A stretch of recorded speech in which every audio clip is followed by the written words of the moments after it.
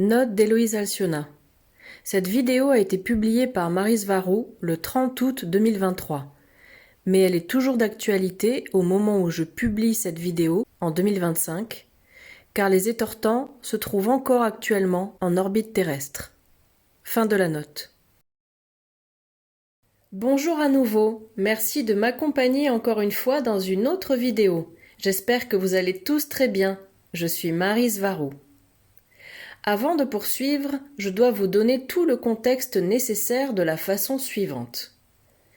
Je suis bien consciente que d'innombrables chaînes YouTube, New Age et d'autres plateformes publient depuis des années des nouvelles de dernière minute qui ne deviennent jamais réalité. Ils affirment toujours qu'ils arriveront bientôt sur Terre pour tout nettoyer, neutraliser toute la négativité et éliminer tous les extraterrestres méchants et les mauvaises personnes qui les aident comme leurs sbires. Comme d'autres membres de mon groupe du Toleka l'ont dit auparavant, tout cela fait partie du contrôle mental du peuple sans qu'il n'y ait rien de vrai. Ce sont juste des histoires de science-fiction mal fabriquées qu'ils essaient de vendre comme si c'était réel et qui ne font que se conformer à ce qui est déjà socialement accepté au sein de la communauté des personnes intéressées par les thèmes extraterrestres. Et cela suit toujours les mêmes schémas religieux et la même vieille dynamique du bien contre le mal. À chaque fois, ils imposent au public le même récit qui dit que la Terre a été envahie ou sera envahie par des entités négatives et que la pauvre humanité sans défense a besoin d'être aidée et libérée par la Fédération galactique d'amour et de lumière. Et depuis presque 6 ans, mon groupe offre un autre point de vue à ce sujet. Or, beaucoup de choses négatives ont été dites sur nous, simplement parce que nous pensons et voyons les choses différemment. Car cela fait des années que nous affirmons que ce n'est pas si simple, bien que depuis certains niveaux du problème, ces points de vue soient parfaitement valables aussi, puisque l'humanité est effectivement victime d'êtres maléfiques, de personnes démoniaques et de leurs plans horribles. Mais depuis un autre point de vue plus large, l'humanité est maîtresse de son destin et tout est un jeu conçu par les âmes elles-mêmes qui habitent la planète comme un jeu d'apprentissage pour leur propre expansion. Depuis un niveau, l'humanité est victime, mais depuis un autre, c'est vous qui contrôlez les choses et tout ça n'est qu'un jeu d'apprentissage conçu par celui qui le vit. Et depuis le premier niveau, on peut considérer à juste titre que c'est un jeu très malsain. Mais à l'intérieur de ce jeu, que nous en sommes tous venus à appeler la matrice terrestre, où il y a les gentils et les méchants, avec leurs mécanismes de contrôle et leurs victimes. Tout le monde pense être du bon côté, même les méchants, car le bien et le mal ne sont finalement que des termes relatifs, en fonction des intérêts que l'on promeut ou entrave. Comme nous le disons depuis des années, il existe aussi une forme de matrice de contrôle hors de la Terre, c'est-à-dire encore des paroles et un gouvernement qui agit exactement comme les gouvernements sur Terre et qui réglemente les cultures qui sont capables d'effectuer des vols interstellaires de la même manière que les gouvernements de la Terre réglementent les nations. De plus, les gouvernements sur Terre ne sont que des reflets directs et une copie parfaite de la structure du pouvoir qui existe en dehors de la Terre, car ils fonctionnent exactement de la même façon. Ils sont juste légèrement modifiés et ajustés pour s'adapter à chaque besoin particulier. Les structures gouvernementales et l'idéologie qui les sous-tend ne se sont pas formées sur Terre comme ils le font croire aux gens. Ce sont des copies de ceux qui existaient déjà en dehors de la planète. Et la seule partie de ces structures gouvernementales qui a évolué sur Terre, sont les adaptations et la touche particulière qui leur ont été données en raison des circonstances particulières de cette planète. Il y a encore du gouvernement en dehors de la Terre, et depuis ce niveau-là, ce sont les contrôleurs ultimes de la planète Terre. Même si, depuis le point de vue le plus élevé, ce sont les âmes des gens de la Terre qui contrôlent leur vie et ce qu'elles veulent y expérimenter. La Terre n'est pas une planète indépendante, loin de là. C'est un endroit fortement réglementé qui se trouve à l'intérieur de l'espace contrôlé par la Fédération galactique. Elle est totalement sous la surveillance et le contrôle de cette dernière. Et c'est la Fédération elle-même qui contrôle dans l'ombre tous les gouvernements de la Terre. La Fédération galactique est le gouvernement qui se trouve derrière le Deep State, ou gouvernement profond de la Terre, qui contrôle lui-même tous les gouvernements et les nations qui sont au niveau public. Maintenant, les nouvelles.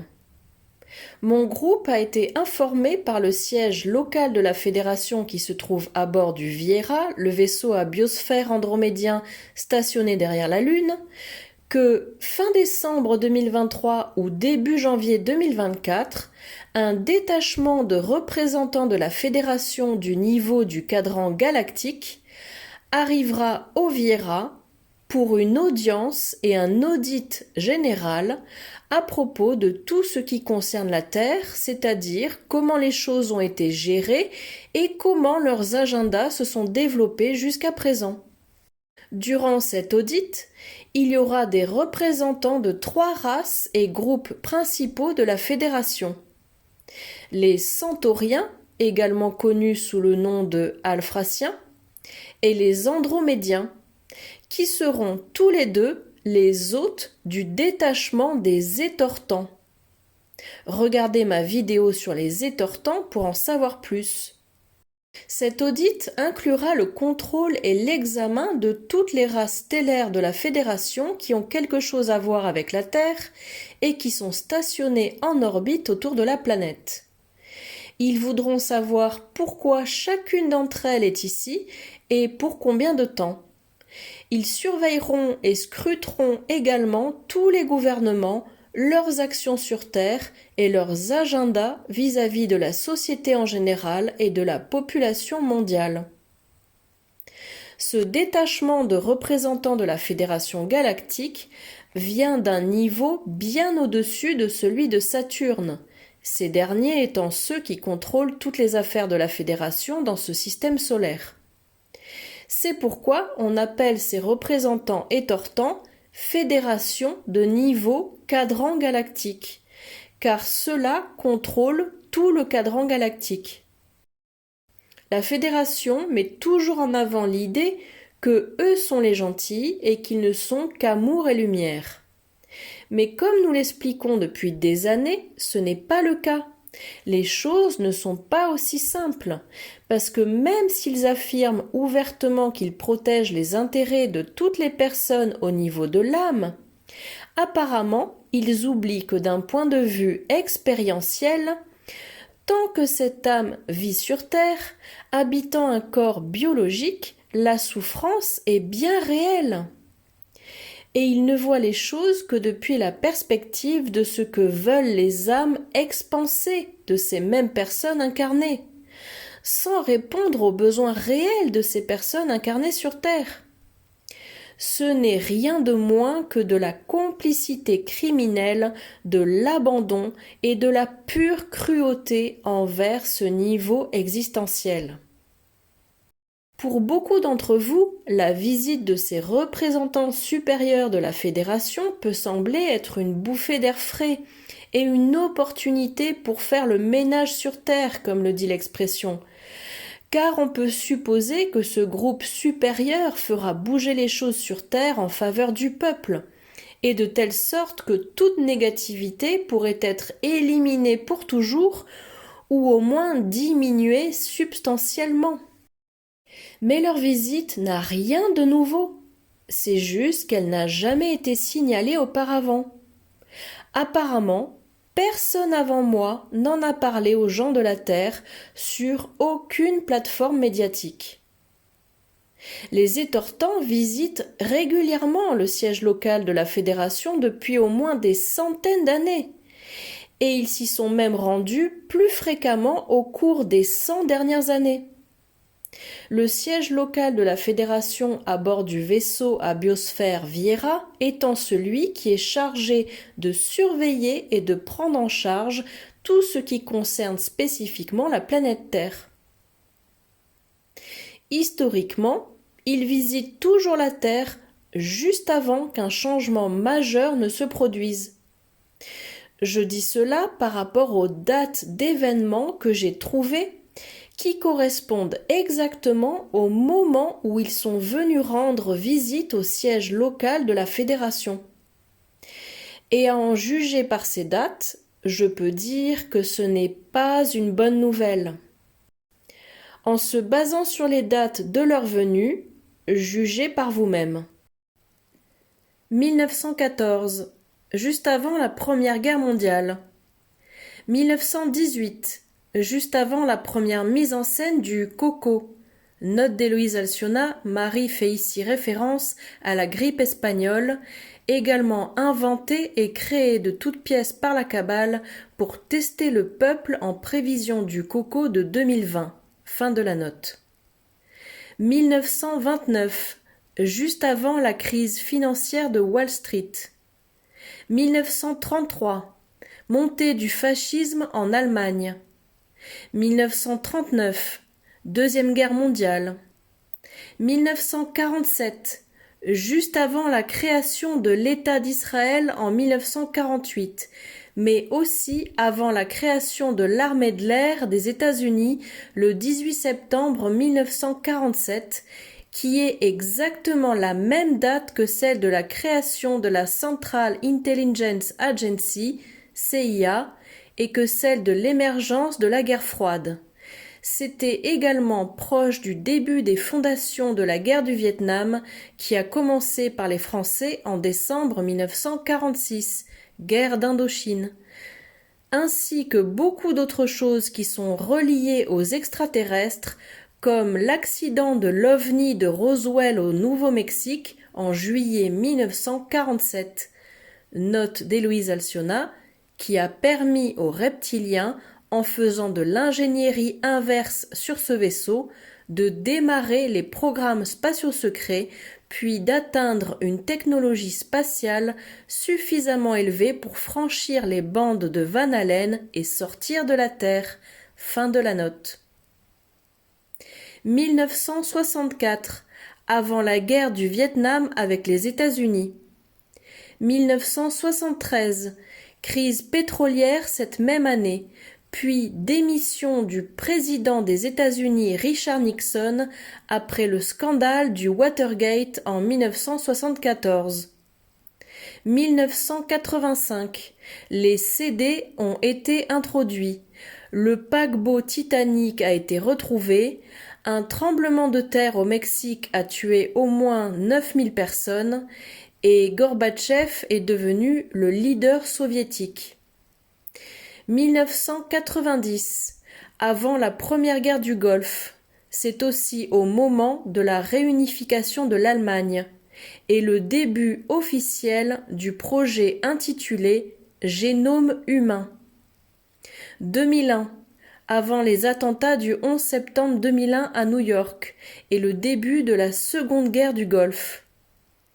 2008, crise financière mondiale et début du projet Premier Contact de la Fédération Galactique.